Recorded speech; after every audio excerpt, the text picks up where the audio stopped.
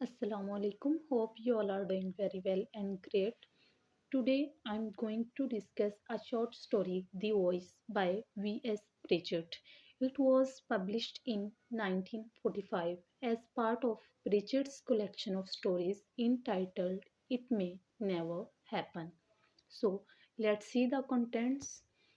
Firstly, we will discuss writer's introduction, characters, summary of the short story, themes, literary analysis, and the last one is the conclusion of the whole story. So let's move on the writer's introduction. Sir Victor Sordon Pritchard is a British writer and critic. He was born in Ipswich, Suffolk in 16 December 1900 and died on 20th March 1997 at the age of 96. He was most well known for writing short stories, although he also wrote a large number of essays on literary biography and criticism. He was known for his short stories.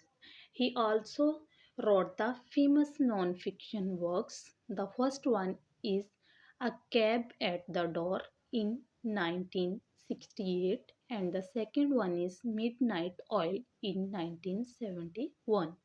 Pritchett was knighted in 1975 for his services to literature. The Voice is one of his best story which rests more on psychological tensions than external events at the time of Second World War. At the time of Second World War, the writer works in BBC and also work in the Ministry of Information. So अ, अब हम writers के awards और prices देखते हैं during his life time जो इसने अपने career में अपने वर्क्स के ऑनर में हासिल की.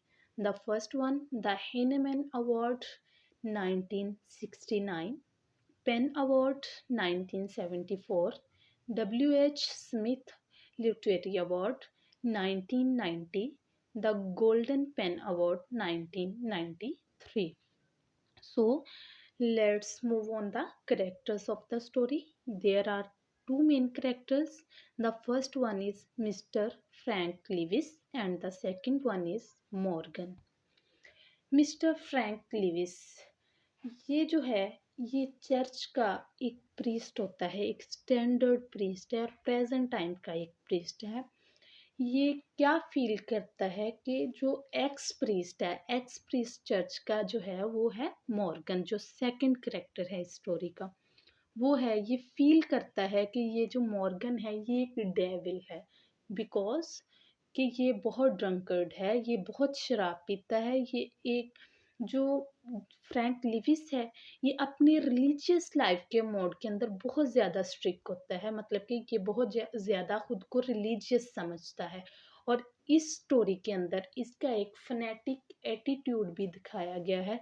But in the end of the story he realizes that this fanatic attitude is not good at all.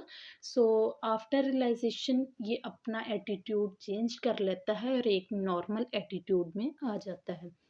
then we will discuss the second character of this story, Morgan.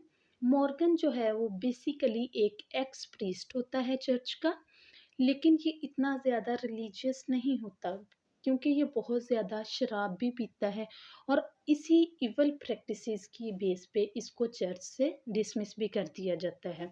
और जो Levi's है वो भी इसको बिल्कुल पसंद नहीं करता because he has not a good moral character. और अपनी इखलाकियात ना होने की वजह से इसको लेविस जो कहता है कि ये एक जहन्नमी है, ये बिल्कुल अच्छा इंसान नहीं है क्योंकि ये एक डेविल है, ये ड्रंकर्ड है. तो at the end of the story Morgan ये कन्फेस भी करता है कि बिल्कुल ये जो सारी बातें इसके बारे में कही जा रही हैं, ये जो इवल प्रैक्टिसेस है ये करता है, ये कन्फेस भी करता है अपना जुर्म. So let's start the summary of the short story. The story is about war. Yes, the story is based on life during World War II. यहाँ पे क्या होता है, इसमें 2 कैरेक्टर हैं, Frank Lewis and the second one is Morgan. यहाँ पे एक साइकोलॉजिकल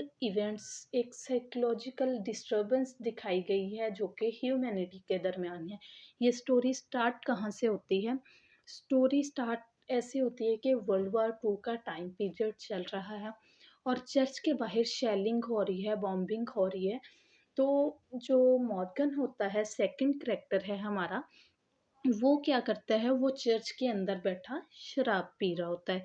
इसको इन्हीं इविल प्रैक्टिसेस की बेस पे इसको डिसमिस भी कर चुके हैं, लेकिन फिर भी वो ये प्रैक्टिसेस अपनी करता है। तो ये जो स्टोरी है ये बहुत इन्फॉर्मेटिव स्टोरी है। इसका प्लॉट बहुत कंस्ट्रक्टेड है, बिकॉज़ ये कंस्ट्रक्टेड प्लॉट में चल रही है कि बिल्कुल प्रॉपर सेंटेंस स्ट्रक्चर भी चल रहा है इसमें और प्रॉपर इवेंट्स को लेके स्टोरी चल रही है, इसलिए इसका प्लॉट स्ट्रक्चर प्लॉट है। सो जो मॉर्गन होता है वो वहाँ पे बैठा शराब पी रहा होता है, ड्रिंकिंग कर रहा होता है, तो ऊपर से क्या होता है कि एक बॉम्ब गिर जाता है, शेलिंग हो रही है बाहर उसकी वजह से और चर्च का एक हिस्सा जो है वो गिर जाता है। उसकी वजह से उस रबल में ये जो है मॉर्गन फँस जाता है। जब वो रबल में फंसता है तो वहाँ पे वो चैंटिंग शुरू कर देता है, उसकी आवाज़ बहुत प्यारी होती है और वहाँ पे वो उस रबल में वो हिम्स पढ़ना स्टार्ट कर देता है। जो वो हिम्स पढ़ना स्टार्ट करता है, लेविस जो है वो पहले उसको बहुत बुरा भला कहता है कि मैं ये नहीं करूँगा, मैं इसको नहीं बचाऊँगा। वो पहले सोचता है कि अच्छा हुआ ये जो है ये यहाँ पे रबल में फंस गया है, इसके साथ अच्छा हुआ क्योंकि ये इतना इविल प्रैक्टिसेस करता था, इसके साथ यही होना चाहिए था। लेकिन फिर जब वो हिम्स पढ़ना स्टार्ट करता है, उसकी आवाज़ इतनी प्यारी होती है, वो उसे अट्रैक्ट होता है उसकी आवाज़ से और उसको मोटिवेशन मिलती है। फिर वो ये सोचता है कि इसको उसे बचाना चाहिए क्योंकि ये उसका एक मज़हबी फ़रीज़ा है, वो यहाँ पे एज़ अ प्रीस्ट काम कर रहा है, तो उसको बचाना चाहिए उसे। तो लेकिन यहाँ पे जो है राइटर जो है ये बताता है कि जो चर्च के प्रीस्ट हैं वो फनेटिक्स हैं। उनका जो बिहेवियर है बहुत कोल्ड है, वो बहुत रिजिड हैं, स्पिरिचुअली स्नोबिश भी होते हैं ये और कहते हैं कि ये बहुत स्ट्रिक्ट होते हैं ह्यूमैनिटी के बारे में, वो बहुत क्रिटिकली सोचते हैं, ये लोगों को बहुत क्रिटिसाइज़ करते हैं। वो किस बेस पे करते हैं? Because they start believing that they are the chosen morally perfect and spiritually superior according to others। और वो कहते हैं कि वो इस तरह फील करते हैं, ये हमें लिविस के करैक्टर में नज़र आएगा कि वो इस तरह फील करता है कि वो दूसरों से सुपीरियर है बिकॉज़ वो एक प्रीस्ट है और वो एक रिलीजियस खुद को बंदा समझता है इस बेस पे। तो लेकिन ये क्या इसका एटीट्यूड इतना कोल्ड और इतना रिजिड होता है कि they are not ready to forgive other human beings, कि वो किसी भी ना पर भी दूसरे ह्यूमन मतलब कि वो कहता है कि कोई भी जो ह्यूमन बीइंग है अगर वो मोरालिटी से अपनी अखलाकियात से गिर गया है तो कोई हक नहीं बनता कि उसको माफ़ किया जाए। तो फिर क्या होता है कि ये दोनों जब लेविस उसकी हिम्स सुन के उसको बचाने जाता है तो ये भी उसके साथ रबल में फंस जाता है। तो क्या होता है कि ये दोनों रबल में फंस जाते हैं और फिर जो मॉर्गन है वो इसको लेविस को कहता है कि चलो तुम भी मेरे साथ मिलके हिम्स पढ़ना स्टार्ट कर दो। लेकिन पहले तो ये लेविस जो है वो उसका एटीट्यूड ही इतना होता है कि वो पहले तो इस चीज़ को इग्नोर करता है और उसको रिफ्यूज़ करता है, उसको डिनाई करता है कि मैं तुम्हारे साथ ये हिम्स नहीं पढ़ूँगा। फिर वो क्या करता है, थोड़ा टाइम गुज़रता है और वो उसके साथ हिम्स पढ़ना शुरू कर देता है। देन क्या होता है, उनकी फ्रेंडशिप होने लग जाती है और वो दोनों जो हैं वो एक-दूसरे को अंडरस्टैंड करना शुरू कर देते हैं। और at the end of the story जो बाकी लोग हैं वो उनकी हिम्स को सुन के, इर्द-गिर्द के लोगों को उनकी आवाज़ जाती है, वो उनकी हिम्स को सुनते हैं और वो उसी आवाज़ को फ़ॉलो करते-करते कि ये कहाँ से आवाज़ आ रही है और उन दोनों को आके रेस्क्यू कर लेते हैं। ये स्टोरी यहाँ पे ख़त्म हो जाती है। तो जो राइटर है वो हमें कहता है कि the moral of the story is forget, forgive and accept people as they are with all their virtues and vices.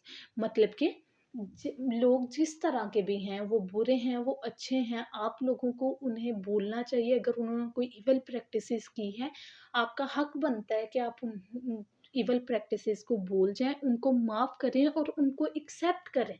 जिस तरह के वो हैं, बेशक वो अच्छे हैं, वो बुरे हैं, उन्हें उनकी अच्छाइयों और बुराइयों के साथ एक्सेप्ट करें। ये राइटर ने हमें मोरल ऑफ द स्टोरी दी है। Then we will discuss the theme of the story. इसमें बेसिकली जो थीम है वो ह्यूमैनिटी का है। इसमें राइटर क्या कहता है, the story shows how the differences between man are superficial in their essence and that man come together when they are facing a common danger और when they feel the need for each other. कहते हैं कि इंसान का जो essence है, इंसान की जो सेंसेस हैं, जो एक दूसरे के बारे में हम कह रहे हैं जजमेंट, जो प्रिडिक्शंस वो देता है वो डिफरेंट ज़रूर हैं, लेकिन ह्यूमैनिटी का थीम इसमें बहुत इम्पोर्टेंट है, क्योंकि वो राइटर कहता है कि जिस तरह जब भी एक इंसान को दूसरे की ज़रूरत होती है और किसी इसी तरह की सिचुएशन में, इस तरह के सर्कमस्टांसेस में जहाँ वो दोनों एक सेम डेंजर को फेस कर रहे हैं, तो वो एक दूसरे की हेल्प ज़रूर करते हैं। जिसे जैसे फ्रैंक लेविस ने उसकी हेल्प की, क्योंकि पहले वो उसको बहुत बुरा भला कहता था, लेकिन बाद में उसके क्या आया कि वो एक इंसान है और एक इंसानियत की बेस पे एज ए प्रीस्ट उसको अपना फरीज़ा अंजाम देना चाहिए और वो उसको रेस्क्यू करने के लिए आता है। और दूसरा इसमें जो इम्पोर्टेंट थीम है वो फ़ॉरगिव का है, मतलब कि आप दूसरों को माफ़ करें, उन्हें भूलें, उनकी गलतियों को भूलें और उन्हें माफ़ करके आगे बढ़ने की कोशिश करें।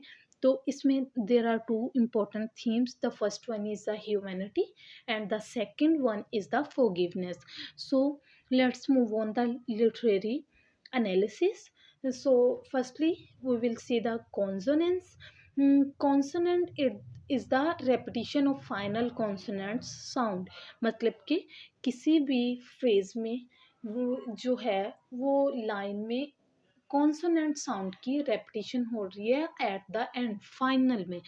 सो यहाँ पे देखते हैं, men have been streaking their lives working and ditching for hours। तो यहाँ पे ing आया है डिकिंग में, स्ट्रिकिंग में एंड वर्किंग में। तो ये है लास्ट पे जो है फाइनल वर्ड पे जो है कॉन्सोनेंट साउंड की रेपिटेशन है in the story. The second one is the tick clock of the word went on। यहाँ पे जो है के की रेपिटेशन हुई है, जो के है वो हमें कॉन्सोनेंट है, तो यहाँ पे के की रेपिटेशन है तो ये कॉन्सोनेंट साउंड में आता है। The third one is I locked up at 8 o'clock last night. तो यहाँ पे जो है एक लाइन में जो वर्ड्स के एंड पे है टी साउंड की रेपिटेशन हो रही है, तो यहाँ पे एक और कॉन्सोनेंस है हमारी स्टोरी में। Then the alliteration is the repetition of initial consonant sounds in two or more words in a sentence. For example, the rescue workers were digging again। मतलब यहाँ पे जो W है उसकी रेपिटेशन हुई है इनिशियल में, वर्ड्स के एक लाइन है, एक फ्रेज है, उसमें वर्ड्स के स्टार्ट में जो है वो किसी भी कॉन्सोनेंट साउंड की रेपिटेशन जो है वो अलिट्रेशन कहलाती है। They are having a ready row. यहाँ पे आर जो है दोनों के स्टार्ट में आया है, तो आर की रेपिटेशन हुई है, ये it is called the alliteration। And the second, assonance. Assonance is the repetition of vowel sound two or more than two words in a sentence. For example, the voice had not stopped singing। ये क्या है, walls sound आ रही है, walls letter आ रहे हैं, ओ जो है ये हमारा एजोनेंस है स्टोरी में। Then the second one, I am an old man lives and I can't stand it. I have been down here every since the rates go bad। यहाँ पे क्या आ रहा है, यहाँ पे जो आई है ये है वॉल्स लेटर है, तो यहाँ पे भी वॉल्स लेटर की रेपिटेशन हो रही है, तो it is called the assonance. So at the end we will see to conclude the हम देखते हैं कि hard times and troubles has united them as it is their ability to unite human being and it is main theme of the story। मतलब कि जो hard time है, जो troubles हैं, वो क्या करती हैं, वो लोगों को इकट्ठा कर देती हैं, human beings को unite कर देती हैं, इनमें इत्तेफाक आ जाता है।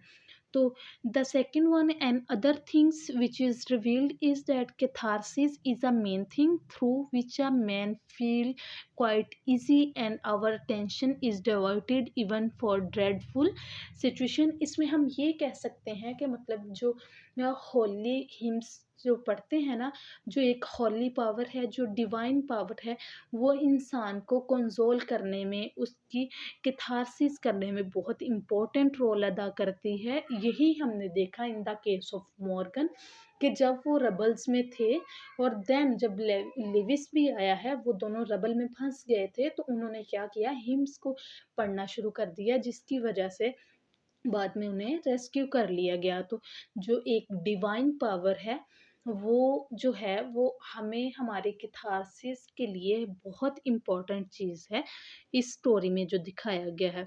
सो moral at the end is the same: forget, forgive and accept people as they are with all their virtues and vices। thank you so much। Allah Hafiz।